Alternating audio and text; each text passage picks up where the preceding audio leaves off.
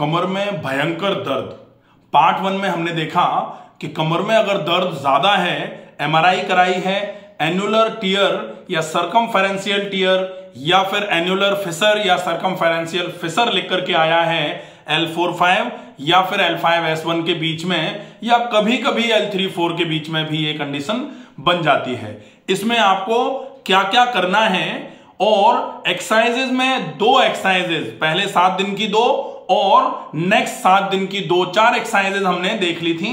अब आपको आगे क्या क्या करना है, वीडियो में अंत तक बने रहें, ताकि जो दर्द आपके कमर में एकदम से तेज हो रहा है या फिर आपको उठने बैठने में दिक्कत आ रही है, आप एकदम से झुक गए हैं एक तरफ, या आपकी स्पाइन थोड़ी सी एकदम से पेन की वजह से टेढ़ी टेढ़ी होने लग गई है, आप एकदम से टिल्टेड फील कर रहे हैं अपने आप को, या चलने फिरने में आपको बहुत तेज दर्द हो रहा है, आपको उठने बैठने में, लेट करके बैठने तक में भी आपको बड़ी तकलीफ हो रही है अगर, तो फिर आपको इन चीजों का उपयोग करने से आप इस समस्या से पूरे तरीके से निजात पा सकते हैं। पार्ट 1 में हमने देखा कि आप किस तरीके से अपने आप को इस समस्या के साथ ढालेंगे, क्योंकि इस समस्या का एकदम से अगर आप ट्रीटमेंट करने का प्लान करोगे तो एकदम तो हो नहीं पाएगा, क्योंकि इसमें क्या हो रहा था, L4, L5 या L5-S1 के बीच में जो डिस्क है, इस डिस्क पर प्रेशर पड़ने की वजह से, एक्सजरेटेड प्रेशर पड़ने की वजह से डिस्क फट गई।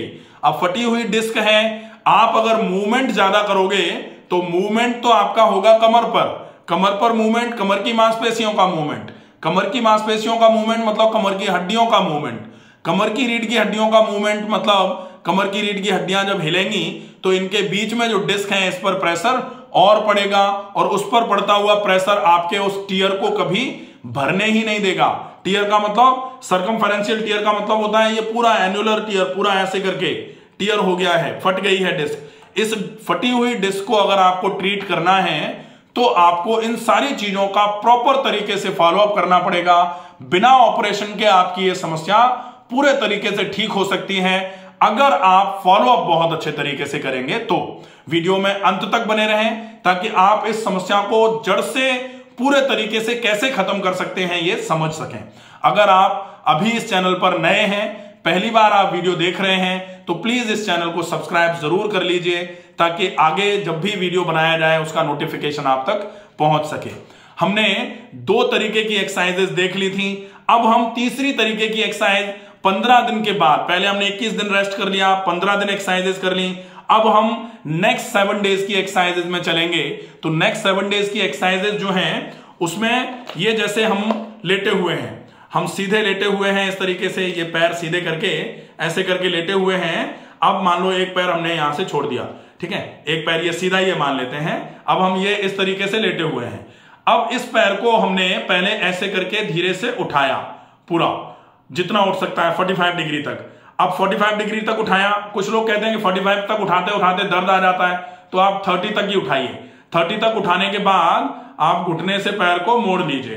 अब आपके अपने दोनों हाथों से, जैसे इनके जो दोनों हाथ हैं, अब ऐसे करके आप सामान्य तौर पर पवन मुक्तासन जो करते हैं ना, पवन मुक्तासन में क्या करते हैं, यहां पर हाथ लगा करके इस पैर घुटने को सीने की तरफ लेके आने की कोशिश करते हैं, फिर आप गर्दन को घुटने से लगाते हैं। ये आपको नहीं करने की आवश्यकता है, आप यहां भी हाथ नहीं लगाएंगे।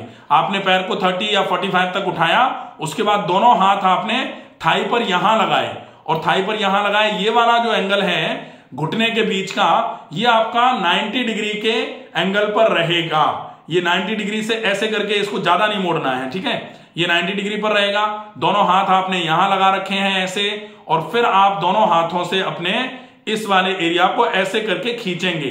अब जब आप अपने इस वाले एरिया को ऐसे करके खींच रहे हैं, तो आप देखें, जैसे इधर की तरफ से देखेंगे, जब आप ऐसे करके खींच रहे हैं तो क्या हो रहा है, ये वाला जो इस बोन का ये वाला जो पार्ट है, अपर एंड ऑफ फीमर जिसको बोला जाता है, ये जब आप इस वाले हिस्से को इधर की तरफ लेके आ रहे हो, तो ये वाला हिस्सा जो है ये नीचे की तरफ जा रहा है ना, ऐसे नीचे की तरफ जा रहा है। अब ये अगर नीचे की तरफ जा रहा है तो ये लंबोसैक्रल डिस्ट्रैक्शन कराएगा।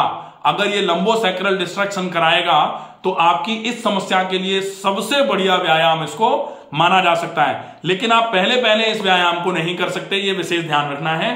तीसरी कैटेगरी के तीसरे नंबर पर आके करने वाली एक्सरसाइजेज हैं ये। पहले 7 दिन, दूसरे 7 दिन, तीसरे 7 दिन में आप पहले दिन से मतलब लगभग 15वें दिन से आप इस एक्सरसाइज को चालू कर सकते हैं। 21वें दिन तक आप इस एक्सरसाइज को कर लीजिए दोनों पैरों से, पहली 2, दूसरी 2, 4 और ये 5वीं एक्सरसाइज आप 15वें दिन से चालू कर लेंगे। दोनों पैरों से इस एक्सरसाइज को करेंगे। एक बार जब आपने ऐसे करके पैर को उठाया है और ऐसे करके आप खींच करके लेके आए हैं, जितने में दर्द नहीं हो रहा है केवल उतना ही खींचना है। खींच करके आप लेकर के आए, अब आप 10 तक गिनिए।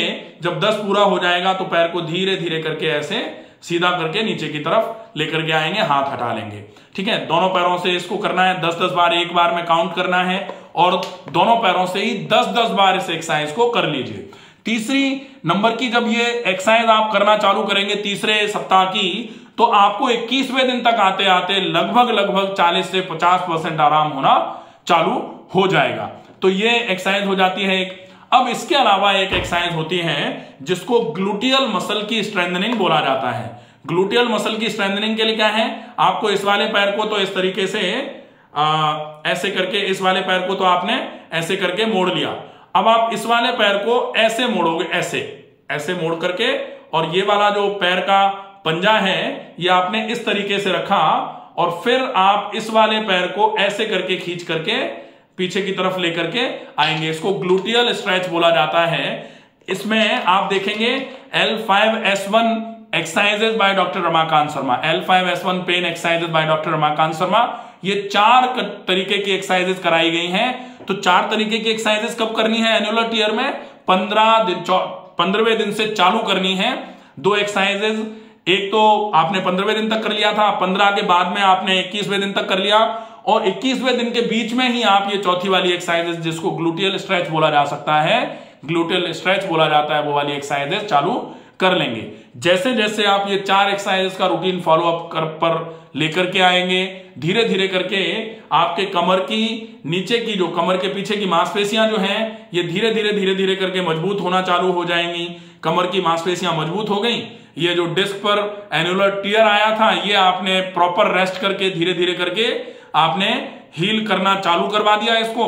अभी कम से कम 2 से 3 महीने के लिए एक्सैगरेटेड स्ट्रेस इस पर दोबारा नहीं डाला जाए, क्योंकि टियर हील तो हो गया है, जैसे कहते हैं ना कि टांके तो लगा दिए लेकिन कच्चे हैं, पके नहीं है। अभी जो हीलिंग है वो पकी नहीं। सैचुरेशन ऑफ हीलिंग जो होता है ना हीलिंग के 4 स्टेजेस में, वो सैचुरेशन नहीं हो रखा है, पकाई नहीं हुई है। अभी जैसे कहते हैं ना कि ईंट कच्ची है, अभी पटकोगे फूट जाएगी, ऐसे ही कच्ची अभी हीलिंग है। ऐसे समय में ज्यादा जोर लगा करके करने वाली एक्सरसाइजेज नहीं करनी है, खींचतान बिल्कुल भी नहीं करानी है, इसका विशेष ध्यान रखना पड़ेगा। साथ में आगे झुक करके वजन उठाना या फिर एकदम से जमीन पर बैठ के उठना, इन सब चीजों को थोड़ा सा अवॉइड करने की आवश्यकता होगी। अगर आपको एन्युलर टियर की प्रॉब्लम है L5S1 या L4 L5 में, ऐसे केस में आपको ट्रेवल ज्यादा नहीं करना होगा। बाइक पर अगर आप चलते हैं तो आपको विशेष ध्यान रखना है कि आप 20 से 30 मैक्सिमम 40 की स्पीड में, अगर बिल्कुल सही स्मूथ रोड है तो।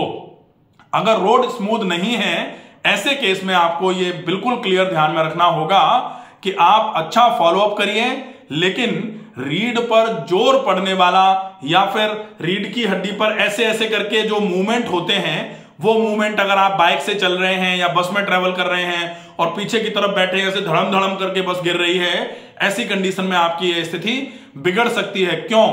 क्योंकि आपकी मांसपेशियां वेट को, शॉक को एब्जॉर्ब नहीं करेंगी, वो सीधा वेट को बोन्स पर डाल देंगी, और बोन्स अगर एक दूसरे से ऐसे ऐसे करके टकराएंगी बार बार, तो निश्चित ही जो डिस्क डिजेनरेशन होना चालू हो जाएगा।